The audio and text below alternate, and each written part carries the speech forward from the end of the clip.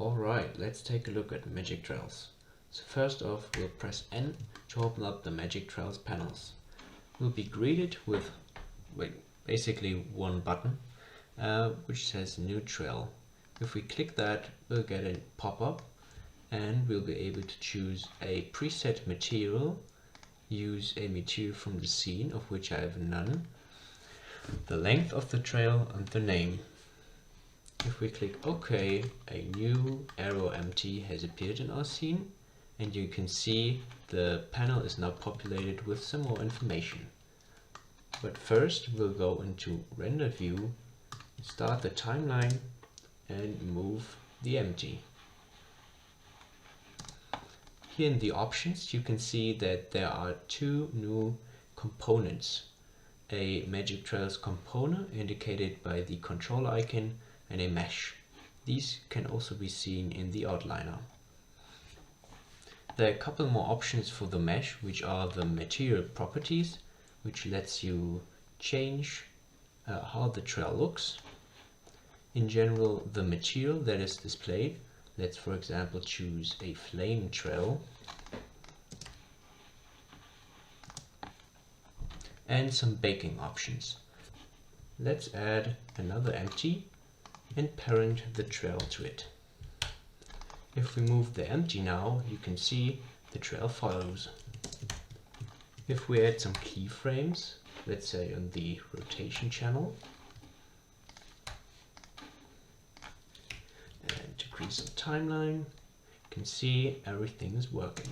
But if I scrub the timeline, the trail is doing weird stuff. It's not what we expect. So to fix that, we simply hit bake. Now, if we scrub the timeline, you can see the trails going back in time if we go back in time, and this is what we want. If we change the keyframes, say move it in another direction, the trail won't automatically update. So we go back to it, clear the bake, and bake again. There's also a copy of the Magic Trails panel under the object properties for every object, but as you can see there are some extra little buttons that you can use. For example, disconnect a Magic Trails mesh from the controller. Now it will retain the shape that it had at the moment where we disconnected it, and it will stay the same. Now let's take a look at Magic Trails followers. As you can see, this button here is currently grayed out.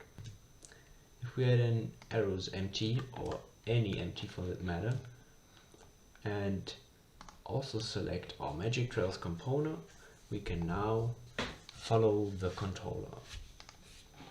And as you can see, the follower basically does what the trail does with a bit of offset, which we can control here. Now there are a few modes which I think are very interesting. First off, there's the follow through, which at first does the same thing that it did before, but at the end it will go an extra bump and then return to the default position. You can control the parameters here. There's the wiggle, which I think is fairly self-explanatory. You can control how much it wiggles, and you can use this to simply add secondary motion to animation, for example. Next, there's the lerp, which will simply try to ease into the end position of the trail. The velocity and real-time velocity modes are also quite interesting. You can see when we pause this that the empty is now pointing towards the trail controller, and it adapts a length that lets the endpoint end exactly where the controller is. If we go into the transform settings, you can see that it dynamically updates the scale. Now the scale represents the speed that the controller is currently going, which is very interesting because normally you don't have access to how fast an object is going in real time. and also the rotation, or at least the world rotation, which is not reflected here, is the the direction that the controller is going. What we can do with this is use this as a driver to manipulate our trail material, for example. Let's add in a value, paste our driver, and here is the result.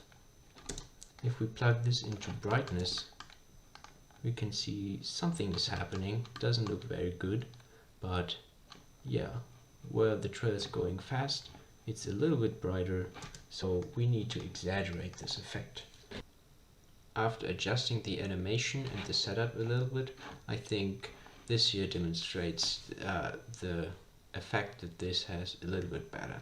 So here at the middle, it's the fastest, so the trail will be the brightest, and the brightness will ease out and ease in at the beginning and end. By the way, this material here is from the preset gradient trail, and as you can see, it has a single node group with a few inputs, and if we take a look inside, it's actually not that complicated. So go ahead and make your own trail materials. All you really need is that UV map input, which you can use to manipulate your trails. One last thing that I want to show you is how you can use magic trails for things other than visual effects.